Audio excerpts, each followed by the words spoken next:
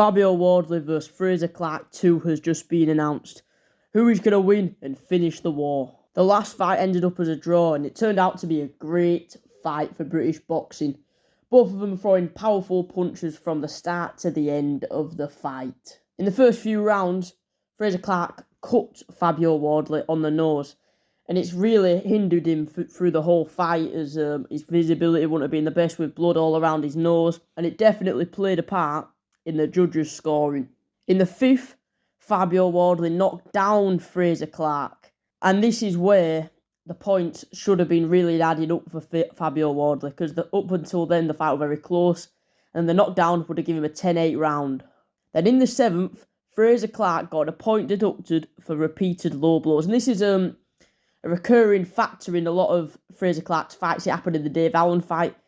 He often goes low with these body shots, and they come up for low blows. He gets lots of points deducted in these fights. From the round 7 to the round 12, it was end-to-end, hard punch after hard punch in a very close fight.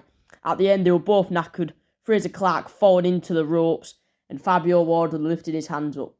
They give it as a draw. I think it was a very close fight, and without the point deducted or the knockdown, fair enough a draw. But with the knockdown and the point deducted, I would say Fabio Wardley should have won it on a split decision. But either way, it was still a very close fight and a very good fight to watch. Looking on towards the rematch, let's compare the two. So Fabio Wardley is the younger of the two, being 29, and Fraser Clarke being 33. Fabio Wardley has a professional record of 17 wins and 1 draw, with names in these wins being David Adderley, which was a great performance in Saudi Arabia, and also Nick Webb. Before turning pro, he had 4 white collar fights, and then in 2017 he turned pro. On the other hand, Fraser Clarke went through a totally different road into boxing. He went down the amateur route, going to the Olympics. And in the Tokyo 2020 Olympics, he got a bronze medal. And Fraser Clarke lost to Jalolov and got an Olympic medal. After this, he went pro and currently has a professional record of 8 wins with 1 draw. But his amateur record is where most of his experience come from, having 95 fights, and in total having over 100 fights. Fraser Clarke's best ever win in the pros was Dave Allen. That was his biggest name. But that was even a controversial fight because he low-blowed him quite a lot of the times, and if Dave Allen didn't pull out the fight, they probably won because Fraser Clarke would have got disqualified.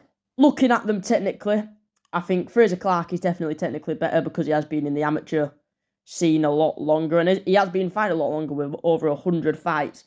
But Fabio Wardley does have that white collar fight in him where he has more heart in him, and he will go fighting with him in the middle of the ring, and he will scrap.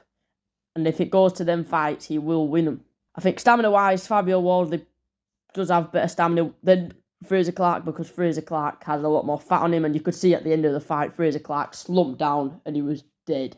I think power-wise, there ain't much in it. I think Fabio Wardley's got a better punch, but I think Fraser Clarke might have the more power, but it's harder for him to land because he ain't as good as landing them powerful knockout shots that Fabio Wardley is. And Fabio Wardley's great at loading up powerful counter punches that end the fight, which we could see a lot, which we've seen a lot of in the David Adderley fight. In this rematch, Fabio Wardley will win. He has more room to grow as a pro. He's only 29 and he still has at least another 7 years left, while Fraser Clarke dedicating more time to the amateurs, which will make him technically better. He won't have much time to grow in the pros, and the amateurs and the pros is a different game. And if Fabio Wardley doesn't get cut in the same position he did again, I think he will win, because that cut in the nose did hinder him through the whole fight, and it definitely played a part in the judges' scoring. And the judges would probably have given Fabio Wardley the decision if he didn't have that cut through the whole way of the fight. And the winner of this fight, which I believe will be Fabio Wardley, with a stoppage around round 7. The winner of this fight, whoever it would be, will be contendering with the likes of your Zhilei Zhangs, your Parkers, your Bakolis, challenging for these interim belts and then challenging for the world titles. That's where the winner of this will be. The loser will stay at the British level for a few more years fighting the likes of Moses Itoma and Johnny Fisher, which they still could go back to world title level, but it's definitely taken them a few years off their future of, trying to challenge for a world title. I do believe Fabio Wardley will win this fight. Put down in the comments what you think. Please like, subscribe, and I'll see you in the next one, boys. Peace.